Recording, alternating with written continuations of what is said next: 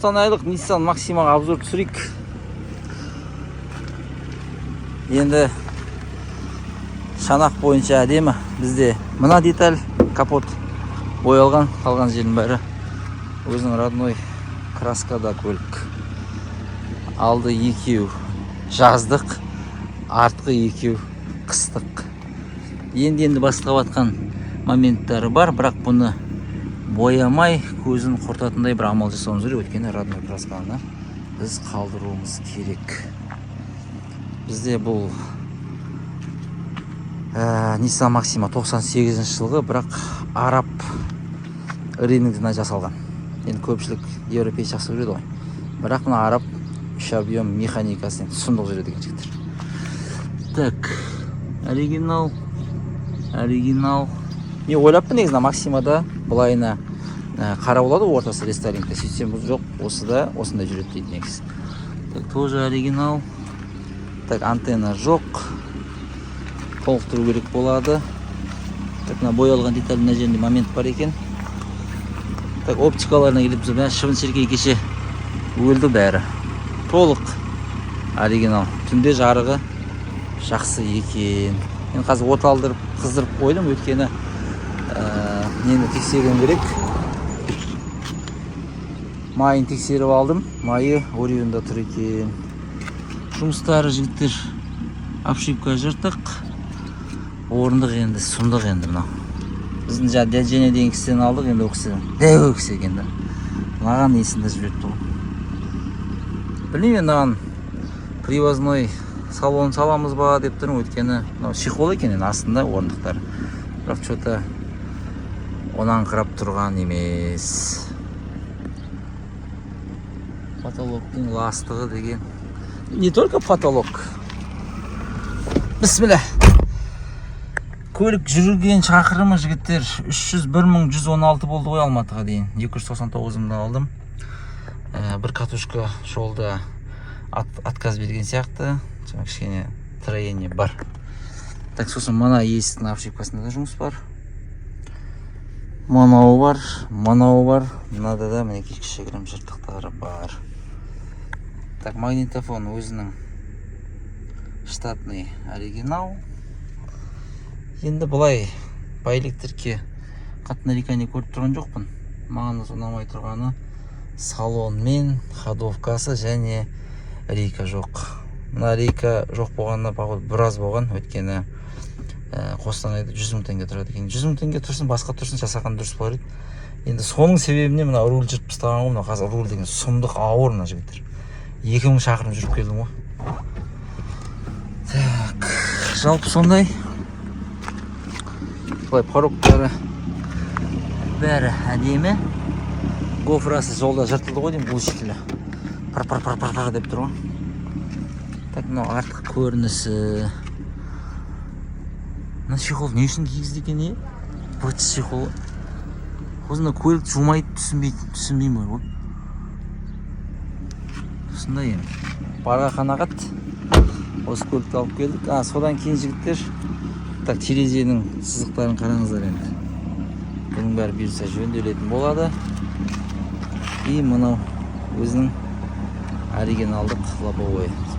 Терезе түгелдей оригинал ғой. Осындай бірінші көрінісі. Бұйыртса бұны қазір диагностикаға жасикка алып барам. Ходовкада моменттарды, рейка бар, май, су, анау бәрін бұйыртса тексеріп жөндейтін болам. Содан кейін енді кішігірім жаңағыдай тампон ететін жер, кішігірім бояйтын жерлері бар. Соларды бояп, дөңгелек кигізіп, салон жинай береміз ғой. Бірінші по технике аяққа тұрғызып алайық. Шықтым, гресте тұрмын ғой. Айта кететін жағдай, 2022 километр жүріп келдім Қостанайданша. Қазір бензин қойдым. Менде делейінен жоғары болып тұр, жаңа алдыңғы рөлікте. Жаңа видеода көрсеңіздер болады. Сонда жігіттер қараңыздар, 2000 шақырым жерге 150 литр бензин. Қалай ойлайсыздар? 7,5 литрден жеген ғой трассада. Мен ойлаймын, 3 объем көлікке керемет показатель. Сондай кішкене дірілдеп тұр. Мынау енді көзге түсіп тұр дейсің. Кеттік, жайсыз күтіп жатыр бұйыртса. Көлік тастап кеттім жігіттер. Алматым шіркін. Жетпейде өзің туып өскен жеріңе. Сондай жігіттер, енді барлық қосалқы бөлшектерді жазып алдым. Даниярға жібердім. Ол жерде рулевой рейка, тағы да басқа деген нәрсе. Қазір жігіттермен сөйлеп болғаннан кейін спискісін түгелдей қоям. Даниярдан доставкамен алдыра салу керек болып тұр. Өйткені қалада Максиманың жаңағы салонның жұмыстары бар ғой, біраз нәрсе, солардың бәрін іздеп, кішкене разбор аралап қайтуым керек. Рулевой рейка жаңа сатылады екен. Сосын ремендер, клапан, бірдеңе деді, бензонасос, түгелдей бұйыртса спискпен алда таныстырам. Немесе жаңағы курьер алып келгеннен кейін бәріне тоқтап өтетін боламыз. Және де Асхаттан май суы бәрін Асхаттан алдырып бір машинамен салып жібергенде дұрыс болады деп едім. Даниярға әңгіме жоқ деді ғой. Рахмет Данияр досым, Асхат саған да рахмет. Енді жайсик болғаннан кейін, жайсик болғаннан кейін рахмет айтамыз. Қосалқы бөлшектер келді, распаковка қазір түсіндіріп едім. Рейка жаңа тұрады. Енді осы рейка жаңада негізі рулевой наконечник менімше жүреді. Оны көреміз. Кеттік. Неден бастаймыз? Мынау бір клапан. Осы дұрыс келді ме, келмеді ме, соны түсінбей тұрмын. Енді барып жайсиктен сұраймыз. Сальник привода. Свеча НЖК тазасынан бәрі. Так, мынау сергово дейм. Насвечниктер 6. Мынау гитара деп айтады екен. Артқы. Мынау да сәлем болып соныкі. Мынау да сол артыныкі. Так, кеттік. Артқы тормозной колодка, алдыңғы тормозной колодка. Так, мынау бізде шатаспасам шаровый. Екеу. Мынау наконечник. Енді рейканың ішінде болуы мүмкін. Болса, онда қайтарып бере саламыз. Топливный фильтр. Майя. Якко 1040. Фильтрі. Манолдың шрусы. 2 карп. 2 наружный граната. Мынау бізде гурнасос. Қазір әзірше белгісіз болып тұр, өйткені бізде рейка жаздырылып тұр. Мүмкін істеймін, ала салдым. Істейтін болса, онда салмайым. Так, мынау бізде топливный фильтр. Так, 2 торцион капотқа, антифриз, коллекторның прокладкасы, воздушный фильтр. Так, ремень. Мынау гуртқа қойдым. Сосын ремень. Мынау генератор ұзын кондиционермен бірге деген сияқты. Осындай қосалқы бөлшектер енді жайсикке жеткіземіз. Жайсик машинаны кіргізіп қойыпты, бағана диагностикасын жасадық. Лас болып жатыр ма мотор, сұмдық. Бұйырса бұл көлікте от болады. Так, мына бір нәрсе болмайды, торцион болады деген сияқты. Так, мына бықи-шықидің бәрі оның ішінде бағана шашып көрсеттім. Мына сапонды клапан сала салайын маған. Так, жаңа айтқан запчастар ғой. Жапон технология деп қоямын еще. Айтпаш, гофр ала салдым. Гофрасы бағана жолда жыртылды ғой. Сол. Ошым, осындай. Жайсик болсын. Давай, іске сәт. Енді бұйыртса 1-2 күн тұрады сияқты ғой машина. Енді бағана резина алып қойым айтпақша. 4 лета. Енді жаңа емес, бір таныс кісілерде екен. Сонымен болады енді. Салып жүреміз иншалла. Қызыл тұлпармен барып келдік. Әзірше осы ғой сатылымда. Приора кетті айтылған бағасына. Мына хетчбектің бір жері универсалдан жаман емес па деп ойлаймын. Бізде қазір 4 обшивка, орындықтар, руль, анау бәрі әдемі сиіп тұр ғой ішіне. Енді бар екен біраз кішкене тиген жерлері. Соларын қазір жуып қояйын, көлік келем дегенше дайын болып тұра берсін деп. До потолка болып тұр ма? Жігіттер маған состояниесін көрсетіп жіберейін дедім да енді. Енді бұның состояниесі действительно состояние екен. Новый болып тұр ғой мынау.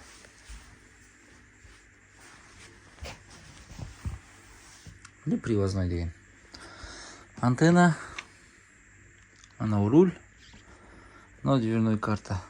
Дверной картаны жумадым даже. Осындай ғой жағдай, төртеу. Рульде идеал ғой. Бісміллә. Бізде енді осындай руль тұрады. Негізі арабта сәл басқашалау ғой. Бірақ мынаны қараңыздаршы. Осы рульді салсақ четко бола ма деп тұрмын. Сол, жайсиктің звоногын күтіп отырмын. Келсе парт ұрайын деп тұрмыз ғой, орындық бар, сыртында кішігірім жұмысы бар деген сияқты. Үйге кеше түні мен шәшек звондап көлік дайын болды деп алып кеттік. Көлік гаражға келді. Бүгін қазір мынаны подлокотник, ручниктің сырты шыртылып кеткен. Осының бәрін қыздарға апарып тастаймын ательеге. Краска подбор беру керек. Бізде екі бампер боялады ғой. Соған подборға тастап кетейін, өйткені бұл да 1-2 күн дайын болады деген сияқты. Бізде ойлағандай болмайды ғой әрқашанда. Өйткені кеше келсем суппорт қысып қалған сияқты. Сонымен шешіп қарасам, алдыңғы суппорт 2 поршневой болады, максимум 3 объемда. Соның біреусі жұмыс жасамайды екен. Қазір мынаны жеткізем. Сонымен жібек жолға қарай бұйыртса жол тартатын боламын. Енді суппорт қараймыз. Кеше базарға барып суппорт алдым. Суппорт бұл шешіп алып бір машинаның ордасынан. Жағдай өте жақсы екен. Геометрия қойдық. Дөңгелек ауыстырамыз, содан кейін мойкаға барамыз. Дөңгелек бізде алдында 2 лета тұр ғой. Сол 2 летаны қалдырайық дейді. Мынаның жағдайы дұрыс дейді. 2 қыстыны шешеміз. Алма менің алған резинам өткенде айтқан. Жағдайы таксибе болып тұрды. Соған қарағанда 2 континенталды артына саламыз. Өзіне келген перформанс дегенді екеуін қала береді. Балансировкасын тексеріп жібереміз. Геометрия жасадым, қазір көреміз, жүріп руль ұрама, алама, тартпайма деген сияқты. Содан кейін мәселе, руль салып қойдық, руль сәл қисық болып тұр. Бұйыртса бүгін мойкеге кіріп, ішін бәрін шешіндіріп, бамперлерін боятын жерлері бар, соларды жасап, орындықтарын шешіп. Кавроланды ойланып тұрмыз, өзіндікін жуып саламыз бекен, немесе ауыстырамыз ба деп. Кавролан негізі цифираныкі бар бізде, бірақ цифирада аяқ тұратын жерде анандай бар, резиновый. Помогать несі ғой, усиленный жері бар да. Сол ертең көрініп қалама деген сияқты. Эвополик бәрін алып қойдым. Салон негізі бәрі алынып тұр. Жинау керек және потологын жуымыз керек мына жер деген. Е-мая. Сосын мына. Ручникте кірді көрдіңдер ма жігіттер? Кір мынау. Қараңдар. Сұмдық енді. Сондай багажыңы шешіп тастадым. Артқы орындықты алып тастадым.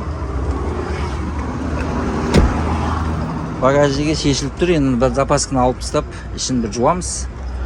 Сонымен бұйыртса, солай бастай береміз ғой. Бітті деп айтайын деп жатырмын ғой, әлі бітуге жұмыс көп негізі. Көліктерін ауыстырып келдім. Қозғалтқыш қалай болып тұр? Зор ма? Мына до ғой. Бұйыртса бүгін мына Грастың осындай қозғалтқыш жуатыны бар екен. Эффектін бірге тамашалайық. Жерде сұмдық болып жатыр енді. Бір жуғанға кетсе дұрыс болар еді. Көреміз енді бұйырған.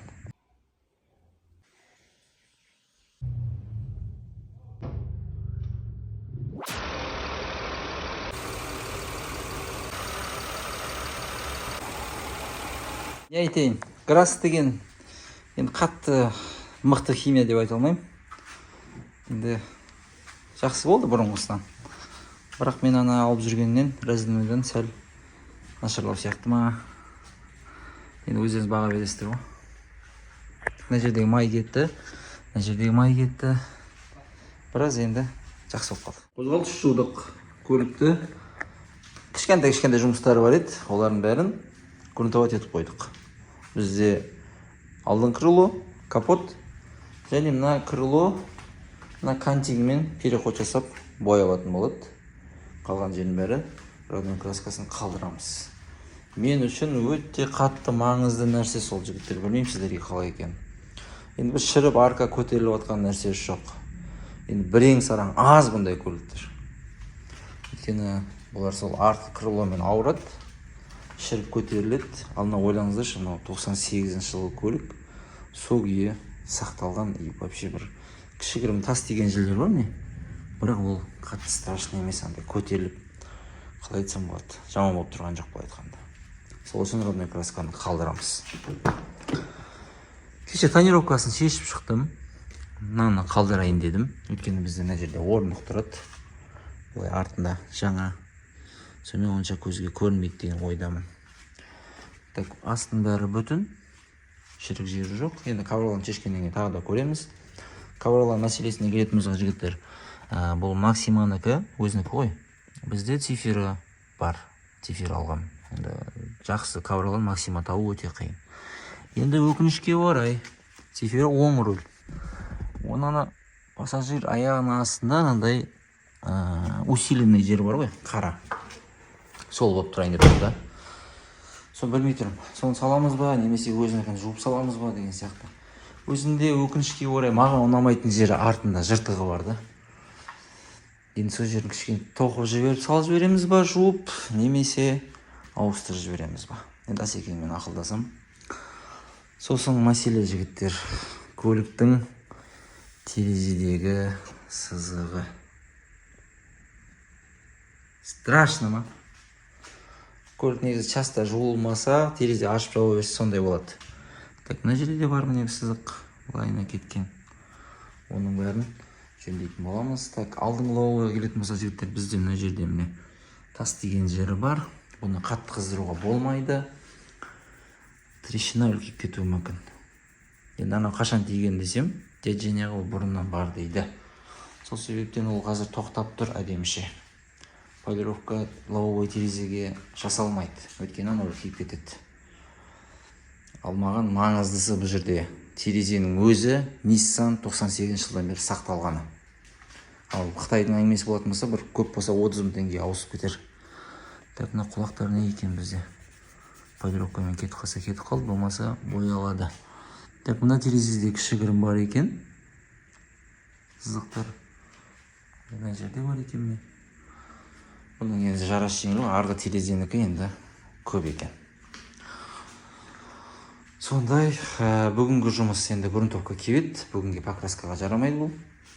Дөңгелектерін шешіп алып, дисктарды бояуға кірісу керек болады. Мына жерде қишы нәрсенің бәрін алып қойғанмын. Так, мынау потолок жуатын, мерлон ертең шкоп етіп болғаннан кейін қара мат краска, лампочка, туманка жанбайды бізде. Так, лак наволтка, мынау 350 XMS-пен бояймыз наволдың. Көрейік қалай болады екен. Переходтан қойдым, бұл жерде басынан растворителі бар. Так, мен алған нәрселер қайда еді? Так, мынау бізде значоктар, дисктағы, сосын скоростың насадкасы. Анау 1, 2 деген жерлер өшіп кеткен ғой. Бісміллә. Час. Так, мынаны алып кеттім. Бұл бізде ручниктікі. Мынау подлокотник жаңасы, осылайына тіккіздім, эко-кожамен. Енді мынаумен сәл түсі келмей тұр, білмей тұрмын жігіттер. Мынаны ауыстырып жіберу керек сияқты. Мен айтқаным мынау ғой. Мынаған енді басқасын алғам негізі. Бірақ ода 1, 2 деген жазуы жоқ та. Соны білмей тұрмын. Өздігін қалдырамын жуып, немесе басқасы деген сияқты. Мына кірлерді көрсем, ё-мая. Жек бөлім алыншы. Нағырыңызшы. Қолымды ұстаудың өз желкенші топ тұр ғой. Содан кейін ішін жуамыз. Потолок бар. Потолок енді зор ғой, зор. Жел білмеймін қалай жуатынды. Сұндық болып отыр ма? Так, сосын жігіттер айта кетер мәселе. Өзінен шыққан обшивкалар. Так, мынау да енді қатты тесіліп жатқан жоқ. Осы жерінде ғана бар. Жыртығы. Бірақ маған жарамайды да бұл. Так, ана жерде де бар. Арттары жақсы. Сосын орындыққа келетін болсақ жігіттер. Так, мына жерде орындықтар жұмыс бар. Мынау енді бетіндегі чехол ғой. Астында материал мынандай циферанкіне ұқсайды. Мен алған материал сияқты. Енді бұдан да жаман орындықпен жүрген біздің подписчиктер арамызда болып қалуы мүмкін. Сол жігіттер хабарласыңдар, жігіттер, мына обшивка орындықтарды сіздерге соны бере салу керек. Сондай бүгінгі мәселені айттым. Бүгін полировка, покраска жоқ. Дөңгелекпен айналысуым керек, кірісіп осыларды бірдеңесін жасайын. Так, кантиктер жақсы, әдемі, антикоррозиямен алып шыққам. Так, енді сонда да мынаның үшін антигравий шашу керек. Оның өзі бір плюс болады ғой. Так, айтып жатқаным просто жаңағыдай не жоқ қой жігіттер. Шіріп іріп жатқан жер жоқ деген сөйтіп түсіріп жатқаным ғой. Мына жерлерде міне антикрейдит өзінікі түсіп қалған ғой мінекей. Бетінде защитный жоқ та. Осыған шашу керек. Так, контекторға келетін болсақ. Әдемі. Зор ғой. Так, мынаны енді шкуртетіп жүреміз. Полировканың алдында 2000 мен немесе 3000 мен. Так, антенна істейді бізде. Мынаны орнына әдемілеп отырғызып жібереміз. Деген сияқты ғой. Енді көліктің былай айтқанда тюнингі қалды ғой. Әдемілеп. Енді көзге көрінетін жұмыс. Мынаны жасасаң да әдемі болады, ананы жасасаң да әдемі болады деген сияқты. Айтпақшы жігіттер, бірізгеліктерін бояп жүру керек. Шешіп тастадым, кеше жыртылған жерлер бар өткені. Сол, осындай жерінде тұр. Көп сөйлет демеңдер. Енді жұмыс барысын түсіндіргенім ғой. Дейсін жағдайы осындай болып тұр міне. Так, біреусін бояп қойдым. Мынандай болды. Енді песка струймен ұрсаң әдемі ғой. Бірақ ортадағы шилда киілді, боялды, бірен сараң түрі кіріп қалды, я. Енді силикон жағып жібереміз, болғаннан кейін резинаға жауатқа болады берді. Дисктарым болдым толықтай. Әдемі болып қалды ма? Кішкене силикон жақтық, кеше жаңбырдың астында қалды, уже кірлеп жатыр дейсің ғой. Бүгін салонға кірсеміз. Бісміллә, қызық отыр балай.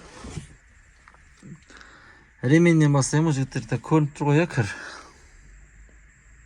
Мына жағын жудым уже. Осының бәрін тазалаймыз енді, шешпей. Енді ауыстырайын десем, ремен жақсы екен да. Сол үшін қалдырам. Так, мынаны айтқанымда жігіттер, мына бізде скоростта тұратын ғой. Бұнда ауыстырдым, енді үшеуі де бір түсте болады. Мынаның ішіндегі кассетаны қамайсың ба жігіттер? Распаковка жасау керек попозже. Распаковка чек деген бар ғой. Мына гайка артқы дөңгелектің шіптіліксін сындырған екен. Понятно. Сол жігіттер, так, потолок алдынан бері көрсетіп жүрмін ғой. Мына жерден сұмдығы. Қытайдың бәлесімен тазалап көрем бәрін.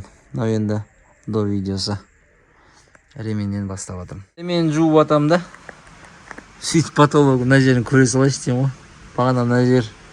Мынаны қараңдар жігіттер, қандай болды мынау. Сұмдық па? Йо-майо. Әркім боксыдығын тазалайтын болдық қой кейін. Мына жерін саған. Мынау енді сұмдық болып тұр, вообще көзге. Аппақ па дедім ғой. Ременде біраз кіріп қалды өңі. Мына кір жағы енді қап-қара. Мынау енді тазаланған деген сияқты. Ременде кішкене жөнге келді. Сүртіс болып. Мынандай болады ғой не? Кірі.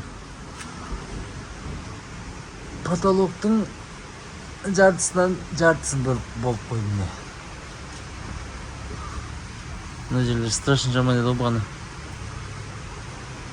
Біраз өң кірді. Осылай ұрамыз енді қалған жерін бәрін. Топының шкуркасын алып жатыр. Так, мен мына терезеге кірсем. Енді страшно. Қалай болады екен. Артқысы мана көрсеттім, мына жерде енді. Кішігірім сызық ол біреу. Боковой освещение қосқан кезде әдемі көрінді ма дедім ғой.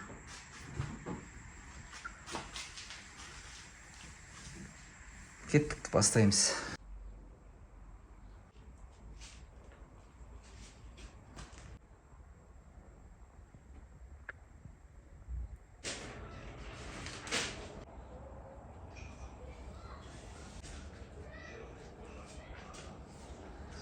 Терезенің полировкасын көрсетіп қойайын. Зор болған. Так, мына жердегі царапина ол да кетті. Іш қабырғалан шешіліп жатыр. Асты мен айтқандай ғой, сурет. Мына жағында сурет жүрген қазір. Так, бізде мына жерде болған бір сызықтар. Так, бәрін алдық. Осындай міне, көліктің асты. Толығы жуылды. Қазір енді цифираның қабырғаларын саламыз. Так, салон кигізіп қойды жігіттер. Обшивка, жап-жаңа болып тұр ма? Так, мына жерде кішкене түсінде разница бар, бірақ көзге көрінбейді деген ойдамын. Так, Цефираның ковриктары орындық. Ол да Цефира. Так, мына мен тіктірген нәрселер былай. Так, мынаны былай сала салдық. Білмеймін енді қалай болып тұрған. Өздеріңіз баға бересіздер ғой. Руль мынау ол жағдай. Идеал. Ішін бір жуып қойдық. Бізде кілт. Nissan, центрозамок, кілтпен ашасыздар, кілтпен жабылады. Сосын көпшілік білет, мынаны былай саласың ғой, машина от алдырасын. Сосын былай алсаң алып қала береді кілттер. Мына замогы әлі желінбепті. Бұрайсын, қадымды естейді. Қазір просто тықсам, пиқылдап қанды ішінде тұрады. Так, мынаған дейін қараңыздар, жігіттер. Бізде Nissan деп жазылып тұр. Е, көріне ме? Алдына қарап таңғалып отыр ма? Сол, ішін тазалап қойдық. Мына светте жақсы жанып тұр. Так, мынаның бәрін жақтық, ортасын ол жақтық. Енді салон күшті болып қалды мына жер. Тазалағаннан кейін. Лауы кішкене лас болып тұр, бірақ жуып жібереміз. Орындықтың жағдайы мынау. Так, мен айтқан мына крутилка бар. Өкінішке орай ар жағында болады. Енді ол оң жақты болды машина бар. Так, артқы көрініс, артқы орындықтар. Енді маған ұнайтын кавраланды, мынандай жыртық жоқ. Қалай болып тұр? Нәбір торымызды әрең дегенде шешіп алды Асекең, тазалап, бұнда лампочканы жаңартық, жанбай тұр екен.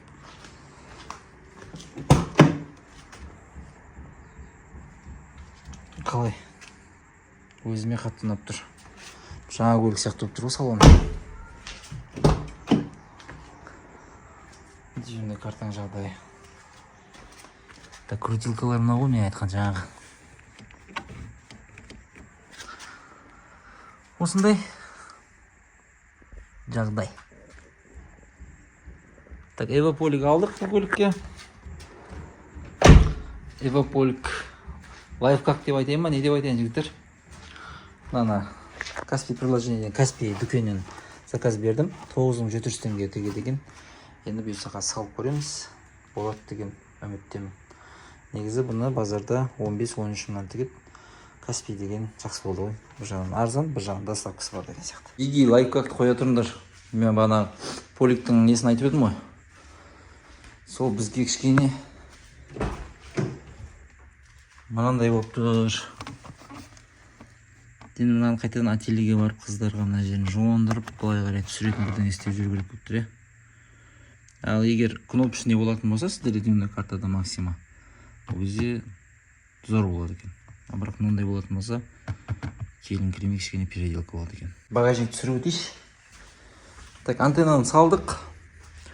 Бірақ бір кейбір кездерде дырт деп шығып тұр. Білмеймін не болған деген механизмі. Асекең кезен. Қазір көреміз.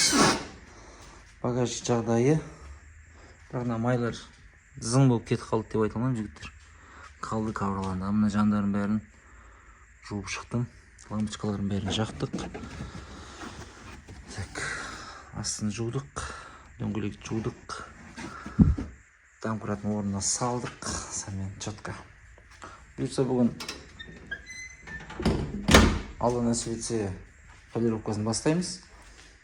Бізде родной краска болғандықтан, бұның еще краскасы акрил. H7 жарамауы мүмкін. H8-бен өтеміз. Так, кеше бояған переходпен лақтап қойдық. Шкуртеп деген. Жалпы сондай. Так, мынаны шкуртеп ұстадым. Кетті. Сосын жерде бір косяктар бар еді ғой.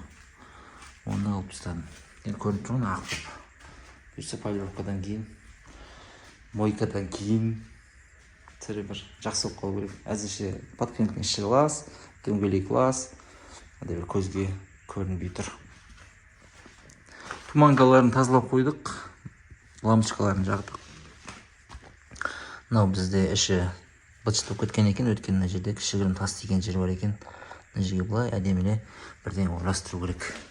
Ішін хром қайтадан восстановление жасадық. Өткені ішіне су кіргеннен кейін хромы шашап кетті.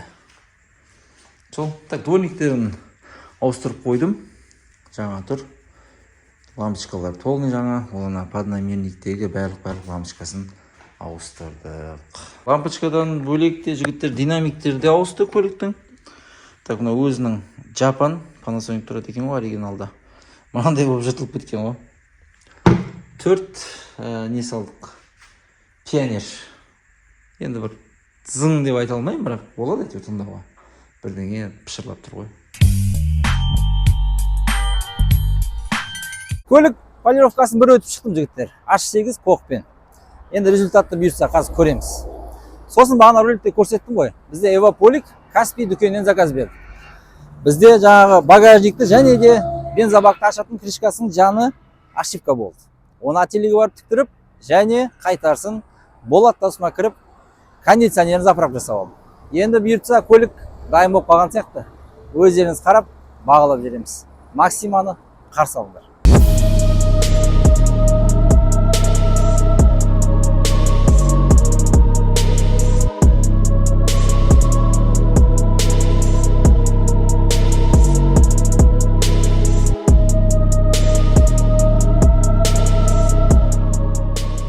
Көлік қалай шығыпты? Міндетті түрде комментарийда пікірлеріңізді қалдырыңыздар. Енді қазір жүргізіп келдім. Руль кішкене солға алып тұрған сияқты. Мүмкін мен мына Өтеген Батырда жасаған дөңгелекке геометриям дұрыс емес пе екен. Алла қаласа ертең барып, Магз драйвтағы елекеңе бір көрсетіп алсам ба деп тұр. Енді сіздер видеоны көрем дегенше, ол нәрсені де жөндеп қоятын деген ойдамын. Өйткені видео өңделіп, монтажы деген сияқты енді ол бәрі Алматтың көңіл күйіне байланысты. Енді барлық нәрсені видеода көрсетіп өттім ғой жігіттер. Енді қайта көрсете бергенде бір не жоқ деп ойлаймын, бір новшество, жаңалық деген сияқты. Ішіне қарай көшейік, бағасында көліктің айтып кетемін. Бисмилля. Енді бір кісі жүргізіп жүрген көлік қой. Дядя Женя қай жылы алдым деді, есімде жоқ. Көлігі, состояниесі, кузовы бәрі әдемі. Бірақ салонына келетін жігіттер өздеріңіз көріңіздер, біраз деген жұмыстар болды. Енді мына привозной алып келген нәрселердің кімде қызық болатса, жекеге шығып, инстаграмға немесе описаниеда номер қалдырамыз, сонда хабарласып, адресін алсаңыздар болады. Ол кісілерге бір жарнама жасап жатқан жоқпын, өйткені былай айтқанда бізбен бір переговорға келген жоқты. Как она есть, мынау бар, осындай бағада деді. Бізде енді скидка сұрамадық. Енді мүмкін олар бізден жарнама алып, ары қарай көтеріліп кетеміз деген ойлары бар ма екен деп тұр, ондай нәрсе болған жоқ. Сол себептен жарнама керек емес деп ойлаймын. Кассеталық магнитофоны енді мына орта керемет болды. Кондер құйдырғаннан кейін енді іші мұздай әдемі болды. Бір кете айта кетер жағдай жігіттер. Максима арабтық рынокта жасалған, қорабы механика, 3 объем 98 жыл. Видеоның басында да айттым, тағы да айтып жатырмын. Енді жігіттер бағасына келетін болсақ жігіттер. Көлікте 2-ақ деталь боялған. Қалған жердің бәрі өзінің родной краскасында. Терезелері родной. Оптика түгелдей родной. Қолымыздан келгенше бұл көлікті жандандырдық. Егер де механикалық қораппен көлік сатылатын болса, бағасы 3 миллион 200 мың теңге болады. Жоқ, Алматыға автомат керек, механика қиында болады десе, онда жігіттер бағасы 3,5 миллион теңге болады. Енді описаниеда номер бар, хабарласып, автомат болса автомат, механика болса механика. Бағаларын бәрін айтып шықтым. Бізде сатылымда Mazda Cronos бар, оны толықтай видео көрмеген болсаңыздар жігіттер, осы роликтің алдында шыққан ролик сол Mazda туралы болатын, ол көліктің бағасы 2 миллион 300 мың теңге. Аллаға шүкір, көліктеріміздің жағдайы әдемі. Енді өздеріңіз көрдіңіздер, қандай жұмыстар жасалды, соның бәрін комментарийға ұнаса қалдырып кетіңіздер. Және де жігіттер, біздің роликтермен достарыңызбен бөлісіп, канал подписчик санын арттырайық, және де статистиканы көтеріп, рекомендацияға бір түсіп кетсек деген ойымыз бар. Аман жүріңіздер. Міндетті түрде комментта қалдырыңыздар пікір жігіттер. Мен күтем. Және де тегін лайктарыңызды басыңыздаршы. Біз қараймын, статистикада 2000-1800 лайк бар, а просмотрларымыз одан 10 есе көп десем болады. Сондай нотада жігіттер видеоны тоқтатамыз. Аман жүрейік. Ассалаумағалейкум. Аман бол халқым, халқым менің.